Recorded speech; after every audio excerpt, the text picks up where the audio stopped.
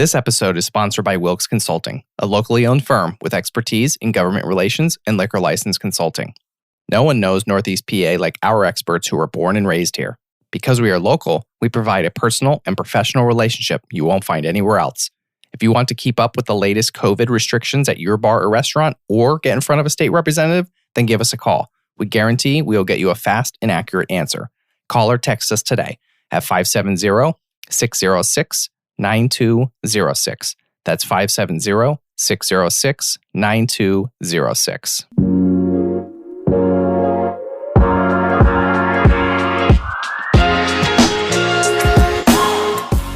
Hi, I'm Bill Corcoran Jr., and I'm your host for the On the Stacks podcast. Today, I'm chatting with Tony Brooks, director of the Wilkes-Barré Preservation Society. What's up, podcast, episode 31. Welcome to the On the Stacks podcast. Tony, how are you? I'm very fine, Bill. Thanks for having me on. Yeah, well, you brought all these books, and we're going to learn a little bit of history. You're going to give me a history lesson today. I'll give you a big history lesson. Yeah, so but let's first start with a little bit of your background. Mm-hmm.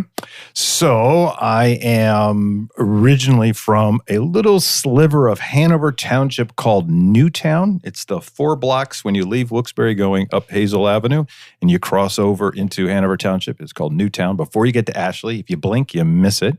So that's my younger years. And then my parents moved to 44. And of course, when your parents move, they take you along. So I ended up going to Wyoming Valley West High School, a graduate in 1982. Oh my God, that's boy, you are young. 38 years ago. Wow. And I actually totally loved going to Valley West. It was a great school. I still have friends and classmates that I still keep in contact that I see around the Wyoming Valley as well. I know we love to talk about ethnicity. Yeah, we were talking about that with Darren before we started. Yeah, so I'm kind of a mutt of the United Nations, but is almost a perfect blend of the Wyoming Valley. So I think a lot of people know that the Wyoming Valley started out as a settlement of Connecticut settlers. So one of my distant ancestors is a guy named Isaac Bennett, and there's a Bennett Street in Kingston and Luzerne named for the family. So that end. And then the last people that came here were from Wales. My grandmother was off the boat Welsh when she came here. And then in between is German and Irish. The Irish side of me worked on the canals back in the 1830s and 40s when they were being built. The German side of me was in the butcher business. And then I have a line of Carpathia-Russian, which are Byzantine Rite Roman Catholics, a very interesting denomination that really started here in Wilkes-Barré. So I go from Byzantine Rite Roman Catholic to Welsh Methodist, but I am currently an Episcopalian and have been since high school going to St. Stephen's. Great. So after high school, what did you do? So I went to the University of Pennsylvania down in Philadelphia, lived in Philadelphia for 11 years, then got bored of it. How come? It got to be too small. Yeah. I wanted a new challenge, and I was 26 at the time. I actually ran for city council in Philadelphia at age 26. Got endorsed by the Philadelphia Inquirer, but I lost to one of the mayors of Philadelphia's son. Okay. Beat me. So that nepotism and politics that we talk about in Wilkes-Barré, it's all over America. So it's not just here. Not just here. So I got defeated in that race, and then I moved to New York City, and I lived in New York through the wonderful 1990s, which was such a great time to live in New York. I lived in the Central Village by the Washington Square Arch. Okay. Stayed there. And then I had this great experience and a great advice that I will pass on to people. I'm at a party in New York, a beach party, a beach house that I used to have. And I met this friend through another friend who wanted me to come work for him. And I said, well, what's the job? Is all the .com boom that was going on in the mid and late 90s. And I was already working in a internet company in New York. So I happened to have bought a condo in Miami Beach, which was a great place in the 90s, was up and coming and changing. It was great to fun. It was extremely cheap. It might sound extravagant, but I had a 1-bedroom condo in Miami Beach that was the price of a parking spot in New York City at the time. Wow. In the 90s. That's some perspective. So this guy had a company in New York. He was living in New York, and Miami, and he was starting this .com in Miami, and he said, "Come work for me." And I said, "Sure, if you double my salary." And he did. Ugh. Yeah, best thing to do. So if you really don't want to go work for someone. You should have said triple. Yeah, I wish I did. Looking back on it. Right. So he did, and put me in the corner. I'm like, and then make it matters worse, he called my bluff, and he says, and you already have a condo in Miami, so it doesn't matter. You can come down to Miami Beach and work for me. So I did. So I went from Philadelphia to New York to Miami Beach, got very involved in Miami Beach, worked for this.com for only 2 years, and then the bubble bursted. But I got that double salary for 2 years, and of course, non-existent stock options. Yeah. So my chance at being a millionaire was squashed. Dang. And I went back to the original work that I was doing. I was working for a nonprofit.com in New York. So I went back to consulting to nonprofits. Marketing, fundraising, public relations, all the different things that makes a nonprofit work. And that's been basically my whole career. And that was probably in your 30s at this point? Yeah, I'm in my 30s at this point. So I've only worked for nonprofits. But an interesting thing is me and 5 other guys started a magazine in Miami called Mi Amigo in Espanol, but in English, Miami Go. Oh, okay. And the only... Wow. Really, the only city in America that you can have a Miami magazine that says Mi Amigo, and it's also the city Miami Go. And it was a tourist-related magazine to what you do when you come to Miami Beach. Okay. And I did that. And then you're going to get to a really long story now. What brings me home to Wilkes-Barré? Yeah, so what finally brought you back home? So I come home in 2003 to discern for the ministry in the Episcopal Church to become an ordained priest. And it was something in my life that has always been. I've always been a religious kid. And in high school, I joined St. Stephen's back in the 1980. I've been a member there now for 40 years. Wow.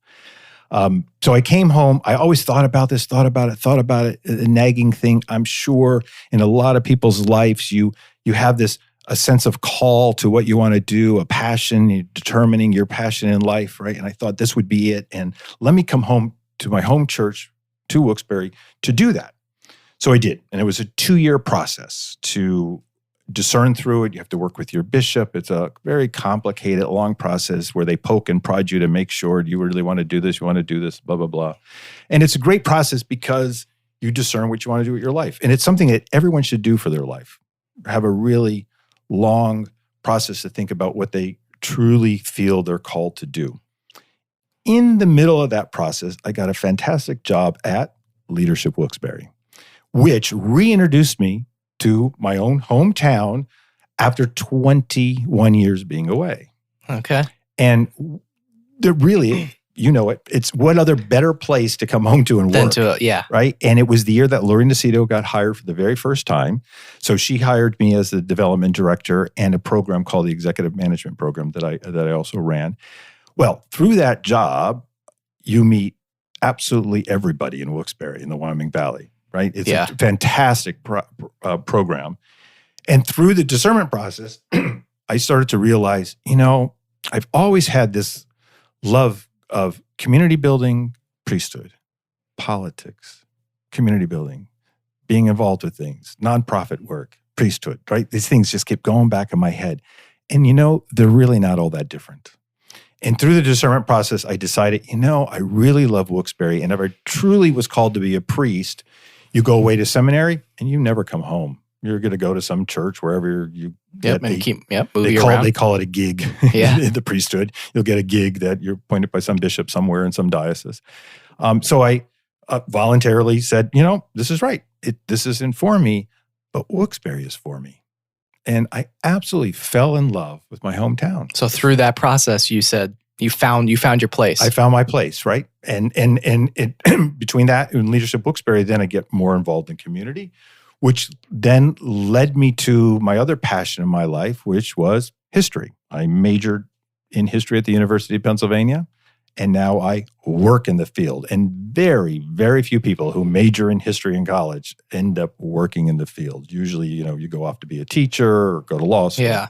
But I ended up becoming the executive director of the Historical Society for 6 years, and now the director of the Wilkes-Barré Preservation Society for the last 6 years. I kind of fashion myself and hope other people see me almost in the same way as Mr. History for Wilkes-Barré. You definitely are. Good. Yeah. So let's branding's working. Yeah. So let's talk a little history about Wilkes-Barré. I mean, Sure. let's talk the pronunciation of Wilkes-Barré.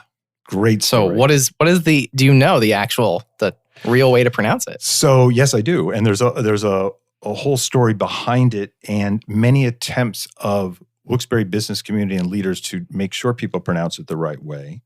But yet I have my theory on why it's pronounced multiple ways. Okay. So it is Wilkes-Barré. It's spelled Barre.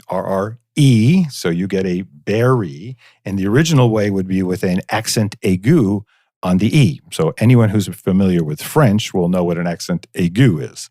And that's the accent going up to the right. That really, truly in French would be Barré.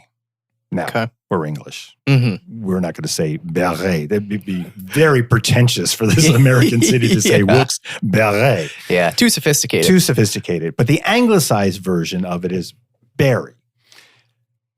And in the 1829, George Hollenbeck, and many people might know him because he gave a wonderful cemetery to the city, of which I do tours of from time to time. In 1829, he was a director of the Wyoming National Bank. And in those days, money, $1 bill, $5 bill, $10 bills, was issued and printed by the banks. So they'd go to a printing company and they would print their own money and it would have the stamp of the bank on it. This is well before we had a national banking system.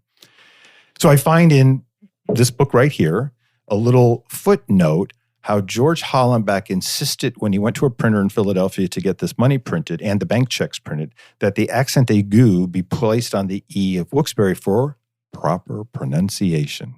Now that's 1829, which leads me to believe that maybe people were mispronouncing it back then too. So come full circle to today, you'll hear maybe 4 different pronunciations. Mm-hmm. So for example, there's a current commercial now on the radio. I will not say who's doing it, but they say Wilkes-Barré like an animal, B-E-A-R. How do you get bear out of berry? I have no idea. Then you'll also hear a lot of people say Barra, like it ends in Never heard that one, but like an A-H. Yep. Oh, you'll listen. One of these days. Listen to some former mayors of Wilkes-Barré say Barra. And then bar. And bar, I always hear bar usually when you're landing at the Voca Airport and the stewardess comes on and say, "Welcome to Scranton Wilkes Bar." It's people from out of the area that always say that, bar. Right? I've noticed that too. And of course, I'm the type of guy who yells out in the airplane, "No, it's Barry." That's great. So now, the interesting story in the 1920s, the Wilkes-Barré Chamber of Commerce had a campaign called Wilkes-Barré as in strawberry. Not a very sophisticated campaign, but gets the point across. Yeah. So that's the story of pronunciation. Great. So it's Wilkes-Barré. So, but why did the accent get dropped? The accent gets popularized in and around 1906 when we were starting to celebrate the centennial of the incorporation of Wilkes-Barré as a borough back in 1806. So in 1906, there was an author, a historian who wrote actually the books that you're looking at right here, Harvey Smith. The Harvey and the Harvey Smith was very intent on keep using the accent aigu. When the centennial celebration came around, all the materials was having the accent aigu, and they kept pushing it and using it. And it got very popularized in the teens, the 20s, the 30s, and the 40s. And the last major organization to use it and then drop it was the Times Leader. And up to 1979, they used it. They were the last group. And then when the Times Leader was sold to out-of-town investors, they came in and wiped off the accent aigu. So if you go back and look at older Times Leaders or old Wilkes-Barré records, you'll see the accent on it. Interesting. So I feel like I'm going to be a one-man band to try to bring it back. Me and you both right now. We can work on it. Yeah. When I post this on social media, I'll put the accent over the E. So interesting, Barry, his name is Isaac Barry, right? So we're named for John Wilkes and Isaac Barry. They were 2 members of the British Parliament who supported the causes of the American Revolution that we were arguing about. For example, you probably know the famous expression, no taxation without representation, right? John Wilkes and Isaac Berry would get up at the House and Commons and say, hey, you know what? Those Americans are right. We shouldn't tax them without representation. Very bold, brave, courageous thing to do, particularly when King George III is trying to squash us militarily and with taxes, right? So our town leaders, the founders of Wilkes-Barré, knew this and named it in honor of them. There's a lot of people who think Wilkes-Barré might have been founded by John Wilkes and Isaac Berry. Not true. The real guys that founded Wilkes-Barré would be the Susquehanna Company. It's a land company that came to settle the area from Connecticut. And their leaders was a guy named John Durkee. Aren't you glad we're not named Durkeeville? Yeah. And people like Xavier and Butler. They're the real founders. And they knew about him because Isaac Berry in the House of Commons talked about the Sons of Liberty in America. And the Sons of Liberty became little radical revolutionary cells in different cities. And John Durkee was the leader of the Sons of Liberty of Norwich, Connecticut. And then when he came here, he named it in honor of them. Interesting. Mm-hmm. So what about the hyphen in between Wilkes-Barré? So because it's two different names, right? The hyphen was popularized, but not in the beginning. In the very, very beginning, Wilkes-Barré is spelled as one word, small b, which would be very confusing. That'd be weird. Very weird to read and confusing. What happened was in 1905, Theodore Roosevelt came to town and had a conversation with Oscar Harvey. He was in one of those books I flipped open. I saw his picture, I think. Oscar Harvey or Theodore Roosevelt? Theodore. Yeah. Yeah. And through that, Oscar Harvey said to Theodore Roosevelt, hey, will you direct your postmaster to spell Wilkes-Barré as two separate words with a hyphen in between? And correct me if I'm wrong. And that started that way. And correct me if I'm wrong, but it's the only city in America that has a hyphenated city. Is that true? It's the only city that is one city. There is another example of a hyphenated city, Winston-Salem, North Carolina, but that's Winston and Salem put together. Okay. So they were two different cities. So we're the one city. So yes, we're the only truly hyphenated city in America. Nice. All right, cool. So how about a little bit on the Wilkes-Barré Preservation Society? You guys are doing a video series right now. Tell me about it. Correct. We're doing a video series named Diamond City Trail of History. It all started out as I do a lot of tours of Wilkes-Barré, architectural walking tours, social history tours of Hollenbeck. And with COVID-19, they all had to stop. And a friend of mine who produces videos, Jonathan Edwards, and we have been talking for years to do a history video series, and all the planets aligned. His business dried up. He wasn't doing photography work, using his drone. And we had a conversation and said, hey, let's do these videos. So we have so far produced 3 videos, working on our 4th now. And I think they've been very well received. Our very first video was on Stegmeyer, on the brewery and the family. The second video was on 14 Revolutionary War veterans that are buried in Hollenbeck Cemetery. And the third video is on the current project, the main project that Wilkes-Barré Preservation Society is working on, which is restoring the oldest house in Wilkes-Barré, the 1793 house of Xavier and Butler. Really cool. So you guys plan to put out some more? Yes. We're the one that we're working on right now is about Black history in Wilkes-Barré and the Wyoming Valley. And I'm working with a student at Wilkes University who is researching.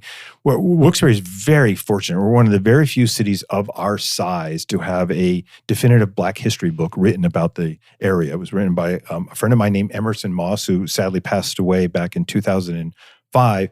He wrote a book called African Americans in the Wyoming Valley, 1778 to 1990. It was published. Wow. It was published in 1990. You might think, why does it start at 1778? Well, there was a Black soldier at the Battle of Wyoming that very few people know about, whose descendants are still in the area and own a farm that Revolutionary War soldiers were given land. And this family still owns it today. Wow. Which must be, it's in Susquehanna County where the farm is. It must be, and I'd have to do the research, it's got to be one of the continuous Black owning family farms in America. They've had it since the 1790s when their ancestor got the land. It's an amazing story. Other interested, also in 1778, when Francis Slocum was abducted by the Indians, a black child was abducted too. We have no name of who that child was, but the Indians also took this little black kid not too far from here where the Slocums had their farm and their log cabin. Wow. So it's very, very fascinating. So we're going to talk about that and all the different aspects of Black history, from fugitive slaves, the Underground Railroad, the Civil War, the Grand Army of the Republic, the GAR, which was the veterans group after the Civil War, one of the very first truly integrated organizations. And it's wonderful to see photos in 1910, 1920 of white and black veterans in the same photo together. Something you don't think about, because I think a lot of people kind of, when they start to think about Black history, will jump right to the Civil Rights Movement. Yeah, you wouldn't think of the early 1900s. That there's an integrated organization too. So we're going to bring that all to light on our fourth video. That's awesome. So where can these videos be found? They're found on YouTube. So it's Diamond City Trail History, and it's a YouTube channel. Really cool. So do you know how many you plan to do? Do you have a set number? I am beholden to the producer and the editor and the photographer, who's also now back in business and stuff. But we try to plan to do one every other month and just see how many different topics that we want to go through. So cool. Yeah. Well, looking forward to seeing some more. Sure. So you also mentioned the Zebulon Butler house. Mm-hmm. What's going on there? So Zebulon Butler House was purchased by the Wilkes-Barré Preservation Society 2 years ago. It's a very interesting story, even how this all came about. So it's on South River Street, literally around the corner where I live. And a neighbor friend of mine said, there's demolition trucks out in front of the Butler house. And they were demolishing another Wilkes property, some older rundown Victorian houses that used to serve as dormitories. So I called up friends. There's a really wonderful active residential association downtown called the Downtown Residents Association. Called some friends there. Also talked to the Daughters of the American Revolution about, let's make sure this house is not demolished in front of our eyes. I mean, people really literally were willing to chain themselves to the door of this house to make sure, as I try to contact the owner. So I contacted the owner, a gentleman who owned it, did not know it was the oldest house in Wilkes-Barré, nor did he care. And I said, sell it to us. And how much do you want? Gave me a price.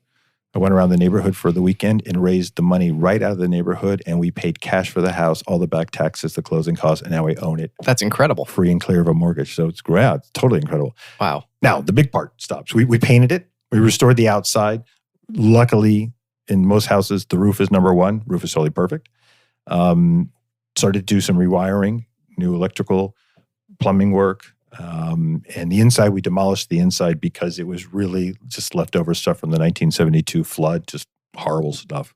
So right now, the house is pretty much down to its bare bones inside. The outside has been painted. We re-landscaped it. It was totally overgrown when we bought it. And we're dealing with the remnants, sounds weird, of the Butler family. The last direct descendant of Zebulon Butler was a guy named John Lord Butler, who he recently died, but he lived off 115 in Stoddardsville on the way to Blakesley. And he gave me materials for it. His children, who do not live here, they live all over the world, and their grandchildren, so his grandchildren, I've been talking with them and slowly trying to encourage them, nudge them, because Zebulon Butler's desk is out there. His son was a guy named Lord Butler. He has a portrait. It's out there. And we wanted to start to slowly gather things from the family. Our intentions in the house is to interpret 4 generations that lived there. So it would be a museum where you can learn what it was like to go from the Revolutionary War to the Civil War. Wow. That's really cool. So where do you get all this knowledge from? I mean, you brought all these books with you today. I know it's part of your personal library, right? Yes, part of my personal library that I've been collecting over the last 17 years. But I also brought a book that I had when I was a little kid back in 1976, the American Bicentennial. The Boston store, which is now Boscov's, had a book about the Wyoming Valley and its history, and I still have that book today. So I had a spark back then. I loved history. I am sure... I couldn't tell. You can't tell, right? But where does that come from? right? It has to come somewhere. It has to come from it. I place it on three places why I love history so much. One, I had a great-grandmother, which is rare. Very few people have great-grandparents in their lives. And my great-grandmother, which came with my grandmother from Wales, was a storyteller. And I would listen to all these wonderful stories, particularly about Wales. So I had an interest in that. Two, my high school years were 40 Fort. If you know 40 Fort very well, it's named for the first 40 families that came to the Wyoming Valley that settled that particular area, which was then called Kingston Township. And many of the streets in 40 Fort are named for the first 40 settlers that immigrated here from Connecticut. And what street do I grow up on? Butler. Named for Xavier Butler. Kind of weird, right? Yeah. And then the third is a high school teacher. And I'm sure anyone listening to this can relate and go back to high school. And there's going to be that one teacher in your high school career, that 4 years, you know there's that one teacher that gave you the spark of curiosity to explore it more. And in my case, it was a teacher named Mary Jean Tarantini. She's still alive, lives up in Harvey's Lake. And she sparked the kind of the research side of history.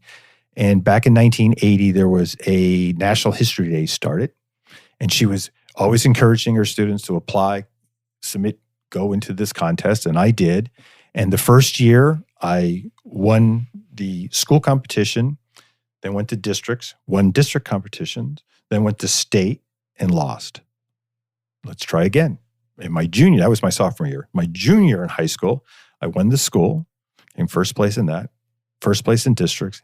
Then I came first place in states, and then I came fourth in the nation. Wow, that's impressive. And she just pushed you, and she made history so much fun. That's really cool. Nice. So you also have this hashtag Save It for Later campaign. Mm-hmm. What's that about?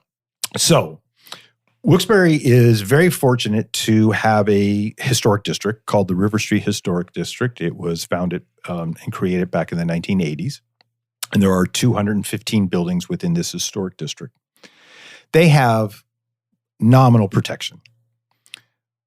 What I'm seeking to do is bring more protection for historic preservation through my role on city council to protect other buildings. So, for example, we just lost the last remaining intact retail storefront in Wilkes-Barré. It was called Frank Clark's Jewelry, right? Just got demolished a month ago.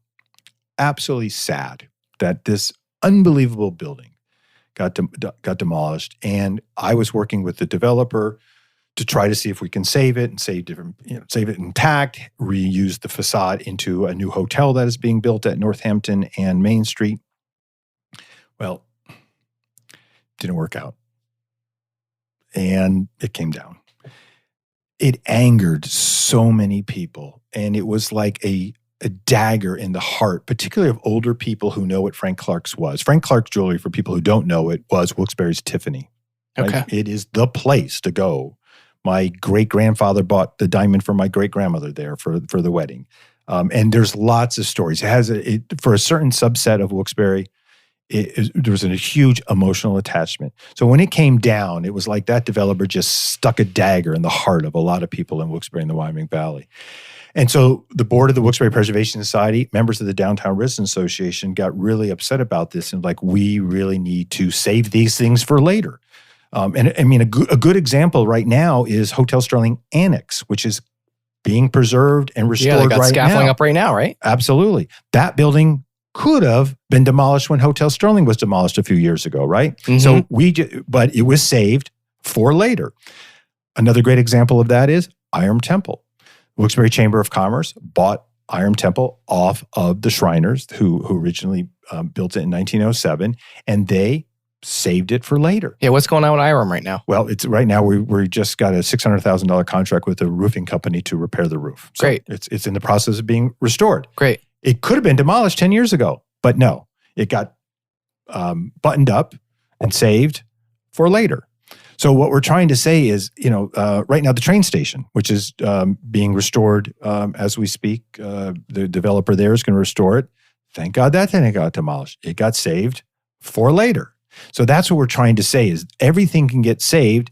Doesn't have to be perfect right now. You can close it up, make sure it's all safe and secure, that another time down the road, it can be fully restored to its proper state. And do you have a little fundraiser going on with it too? Is there? Yeah, it was a fundraiser. What we did is we chose 5 different major iconic structures in Wilkes-Barré and put them on tote bags. Mm-hmm. And we sold tote bags with the Save It for Later campaign, support preservation in Wilkes-Barré. And they were Frank Clark, so it just got demolished. There was a wonderful Flatiron building at the corner of, well, the corner doesn't exist anymore, but it'd be Ross, Hazel, and South Main Street. That got demolished under Redevelopment Authority when the post office was built. And people might know the Flatiron building, the famous Flatiron building, which is in New York. Yep. Well, we had a mini version of that. Yeah. Wouldn't it be cool to still have that? That would be really cool. It had a restaurant on top of it. It would have been awesome. Just totally awesome. The canopy system. You might remember when you were young, there was a little canopy system, a very interesting architecturally significant thing of the 1970s. And it was very cool in the 70s and 80s and 90s. And then the city didn't take care of it. And then all of a sudden that came down, right? And that was unique to us. No other city had that. And after the flood and when that was built in the 1970s, cities from around America came to Wilkes-Barré to study how we redeveloped Wilkes-Barré and rebuilt it after the flood. Huh. Because we did such a great job back then.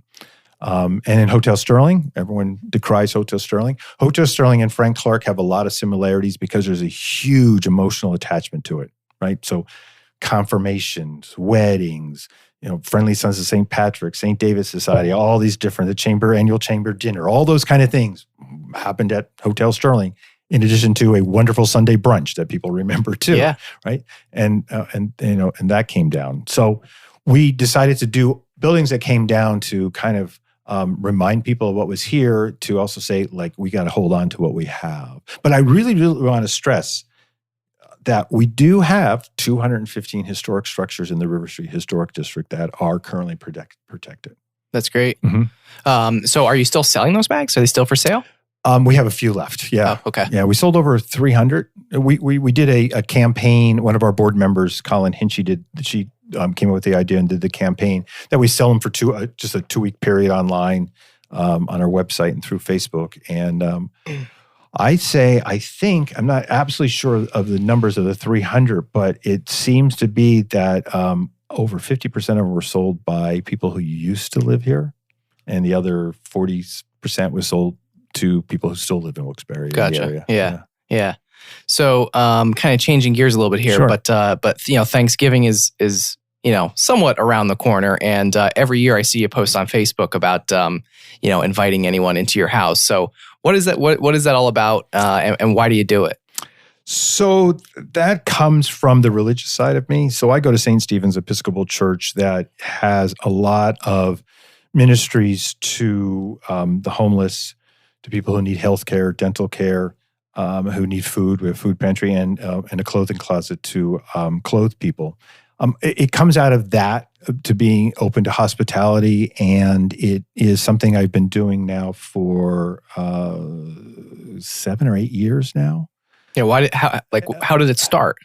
Facebook makes it easy to put things out. So it actually started through Facebook. And I said to my partner, hey, do you want to do this? And we'll make it geared towards people who are alone. So it was geared to the homeless or widows or orphans. So people who just didn't have anybody. And of course, everybody knows that the Christmas, Easter, certain holidays, you don't want to be alone. And so that's the whole basis of it. Come spend time with our family. If you have no family in town, our family is your family. So we open it up, and the same homeless guy who I still see today on the streets, and I can't get him off the streets, but he comes by all the time. I have, sad to say, 2 of my friends who were widows in their 90s, now they since have passed on, but they had no family around. They were, left all alone. So, every Thanksgiving, every Christmas, and So you do it for more than just Thanksgiving? 3 times. Okay. Yeah, it's Thanksgiving, Christmas, and Easter. times a year. So you have some regular people that come back? Some regular people, and then always some new people. Like, so, for example, last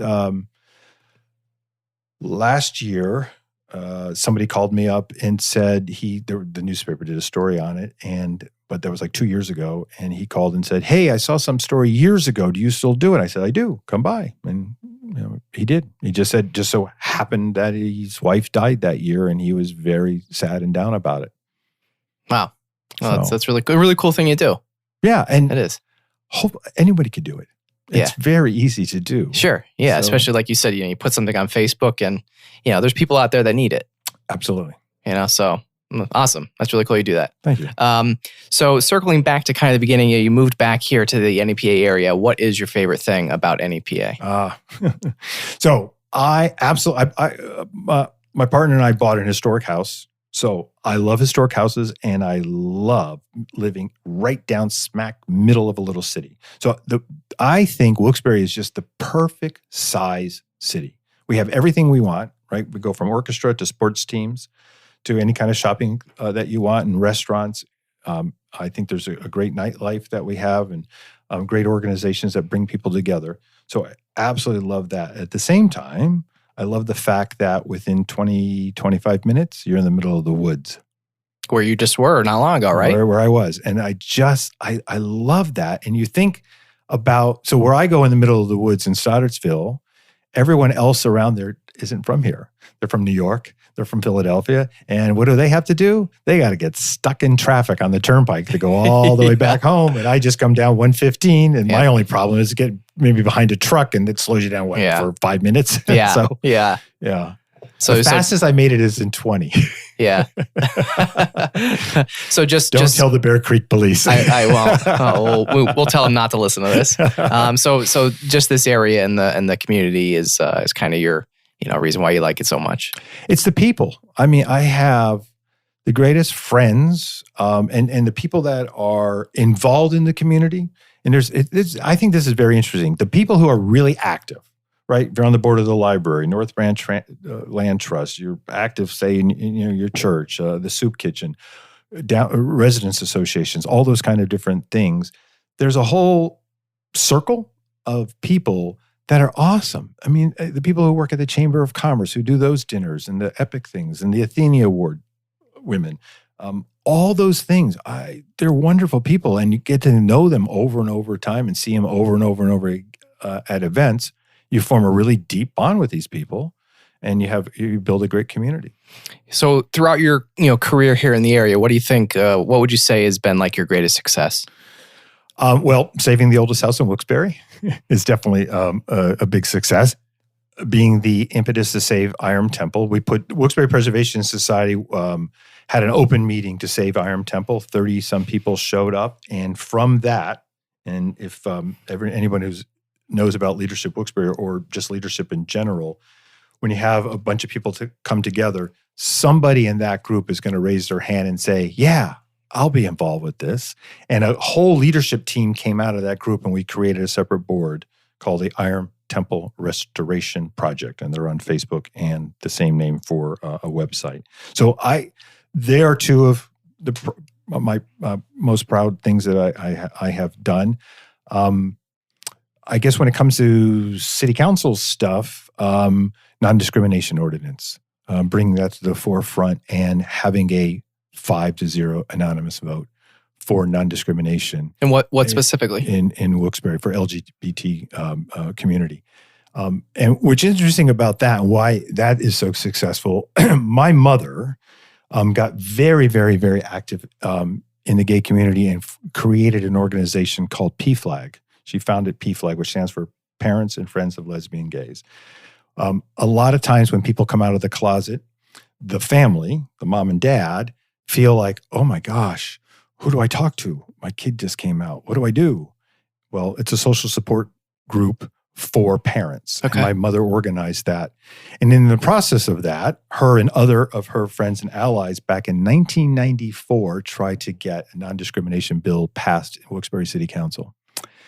And it failed. We only got one vote, 6 against it. Now come back 15 years later, Her son now sits at that table, and now it passed unanimously.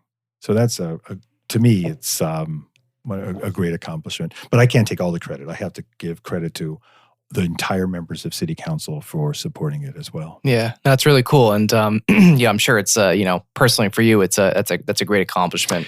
If you really you think about it, it's crazy how it all came full circle, though. Like that's and very few people know that story unless you're really paying attention to that issue. And if it means something to you, you might know that story. You might know the players. You might know the history because we're going back almost 30 years, right? For that. So yeah, it's very interesting. And it's for a city of our size, if you really think about it, and I think about this from time to time, Wilkes-Barré today is a very working class, blue collar city, right? Yep. Salt of the earth people, wonderful people. Immigrants have been coming here for years and years and years. Our whole history is immigration, just like the rest of America, and the changing immigration, right? We're going through experiences of that. Nothing new. But for this city, really think about it, blue collar city. Yeah. To elect a gay person to city council. And the first. Right. This is not New York, Philadelphia, Miami, San Francisco. It's little old Wilkes-Barré. Yeah. That's a testament to the open-mindedness of, I think, our population. Yeah. For it. That's great. So that's really cool. Well, congratulations. Thank you. Yeah. But I can't take all credit. I got to give credit to everyone else. Congrats to everyone that helped. Council. Yeah, that helped make that happen. And thank you for sharing that story. I mean, I know it's a very personal topic. Yeah, it is. It is. I mean, things have changed so much. I'm sure in your lifetime you have seen. You might actually think everything is fine because it wasn't a problem. Sure. Yeah. Go back to the 1980s and deal with the closet then. And maybe the 90s when you grew up. Yeah. It was just we have rapidly changed so much, and it's funny. I'm in the history business. And I now have really come to realize that I am also making history. I was just going to say, you changed history in Wilkes-Barré forever. Forever. And also, my husband and I are the very first male couple to get a marriage license in Luzerne County. I think I did know that. So we went to the Register of Wills office where you get your license. Uh-huh. So when the Supreme Court case came down, we went 9 a.m. the next day, right? Thinking there might be a crowd or a line. Well, there wasn't. At least you were first there. We were first, and it was an amazing experience. So we fill out all the applications and everything, and because it just happened, they didn't change the pronouns yet. They didn't change, husband and wife and all that kind of stuff. So we got our license, and you know what the audience did, or the office did afterwards? They applauded. That's great. Amazing. Yeah, it really shows the character of the people in the area. Absolutely. Yeah. So thanks again for sharing that. Sure. Yeah. So kind of to wrap it up a little bit, how can people learn more about Tony Brooks and the Preservation Society? Well, to learn about me, you can follow me on my Facebook page if you so desire. You'll find out a lot about my dogs. That's what one is Zebulon, right? Zebulon, named for Zebulon Butler. Ah, good. I'm glad you mentioned that. The other one is named Franklin after John Franklin, another Connecticut Yankee leader in our Franklin Street. And my third dog is named Thatcher, and it's for my first job after college. I worked in Philadelphia City Council, and my boss was named Thatcher Longstreth. big name. So yeah, I have historical names to my dog. To get involved with the Wilkes-Barré Preservation Society, which is where I really love people to get involved, you can follow us at WB Preservation on Facebook. You go also to our website, which is also wbpreservation.org. We're all looking for people to get really involved with the Zebulon Butler House to restore that, raise money. I'm looking for antiques from the federal period, which is 1790s to the 1830s. And YouTube? And YouTube, people can be subscribers to Diamond City Trail of History and watch the YouTube channel as well. Awesome. Well, thanks for the wonderful history lesson today. Thank you. Yeah. Thanks for having me, Bill. So we're gonna conclude it there. On the Stacks podcast, Wilkes-Barré Preservation Society. Tony Brooks, thank you for joining me. Thank you. Cheers. Cheers. If you'd like to learn more about the On the Stacks podcast, be sure to search the hashtag #OnTheStacks on Instagram, Facebook, and LinkedIn. If you enjoyed this podcast, please subscribe and leave a review. We'll catch you next time on The Stacks.